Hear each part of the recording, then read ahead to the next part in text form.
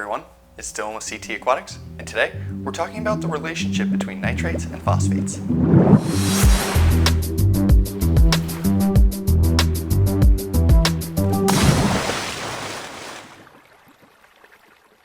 As talked about in previous videos, nitrate and phosphates are both nutrients that are essential in our reef tanks. They are key nutrients that coral use for energy, coloration, and growth. So having nitrates and phosphates in your system are super important, but you can also have levels that are too high. Having levels that are too high can be detrimental to your system for a number of reasons. In today's video, I'm going to go through what I think are ideal numbers for nitrates and phosphates, how the numbers can affect your system, and how you can manipulate these numbers. Hope you enjoy the video. So it's important to understand what role each of these elements plays in our tank and how they enter the tank. Both nitrates and phosphates tend to enter our system through feeding. We've talked about the nitrogen cycle, where food breaks down into ammonia, and then the beneficial bacteria in our system will break the ammonia down into nitrite and further into nitrate. That is how most of the nitrate is going to enter our system. As for phosphate, most of this comes from feeding as well, although the phosphate does not have to go through a process, because as the food breaks down, it will simply leach the phosphates into the water, as they are already present in the food. There's a lot of talk about a specific ratio to keep your nitrates and phosphates. This can be called an NPK ratio, N being nitrate, P being phosphate, and K being potassium, a less talked about element in reefing. From my experience, having a specific ratio is less important as it is to try and maintain numbers within a specific range. The range being about 5 parts per million to 30 parts per million for nitrate, and 0.03 to 0.05 parts per million for phosphate. Maintaining the range is important because, one, your coral thrive on consistency. Staying within a tight range helps to keep your tank more consistent, keeping your corals happier. For nitrate, there is quite a large range.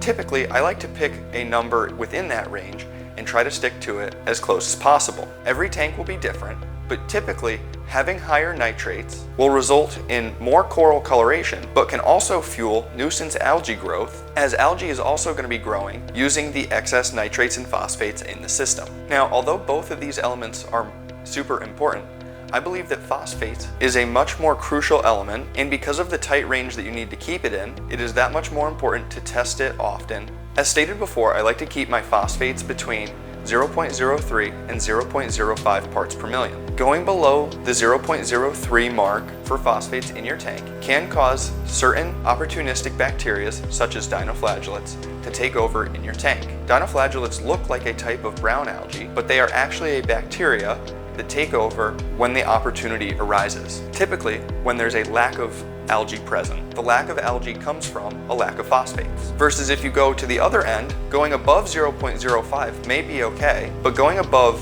0.1 parts per million phosphate can start to become detrimental, as one, the increased phosphate levels will increase brown colorations in our coral, which tend to be undesirable, and going above 0.15 parts per million phosphate typically stops the calcification of coral, meaning the coral is not going to grow anymore. This is why it's super important to keep your phosphate levels in a tight range.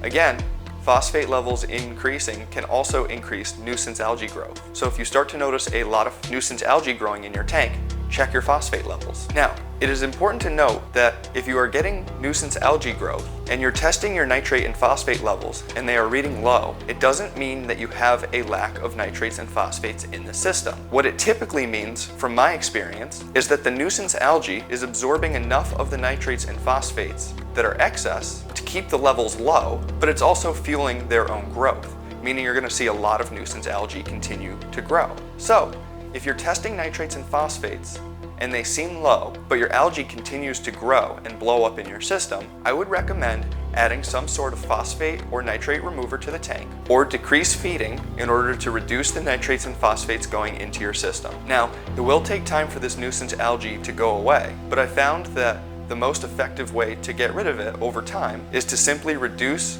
nitrate and phosphate input, or to have more nitrate and phosphate exported out of the system through absorbent materials or water changes. With that being said, I think the relationship between nitrates and phosphate specifically is less important than maintaining the values as much as possible. Again, sticking to a number for nitrate is super important, but the range that your fish and coral can handle is much larger than that range for phosphate. Whereas for phosphate, you should check it regularly, keep it in that tighter range, and that will help to maintain good coral growth and coloration. So in my previous videos, we've also talked about how to test nitrates and phosphates. But how would you increase them or decrease them when needed? Personally, for increasing nitrates and phosphates together, I like to simply just add more food to the tank. The fish are happier, the coral are happier, and you accomplish the goal of increasing both nitrates and phosphates. In a situation where you need to increase just one or the other, I would recommend an additive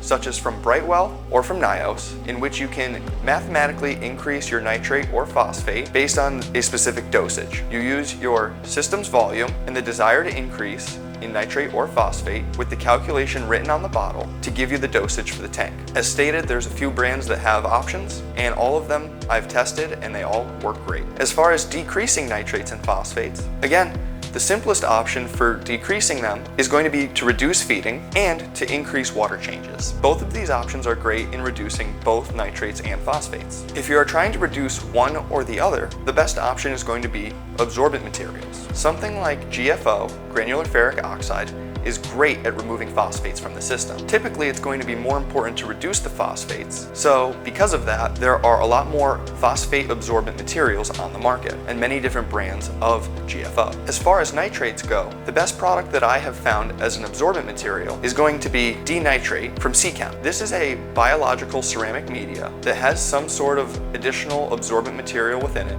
that helps to reduce nitrates. This absorbent is nice because you can leave it in the tank long term, and as the nitrate absorbing effects wear off, it will leave the ceramic media behind, which will act as a biological media for the tank, which will help to break down ammonia, nitrite, and potentially nitrate if it's able to grow anaerobic bacteria within. Personally, for reducing nitrates, I think the best option is to just maintain regular water changes and then maintain your phosphate levels with either GFO or phosphate additives when needed. So there you go. Today, we've talked about nitrate and phosphate in the reef system and how they affect coral growth, coloration, and algae growth. Hope you enjoyed what you saw, and remember, please like, subscribe, and ring the bell for notifications to join us on our journey through the sea.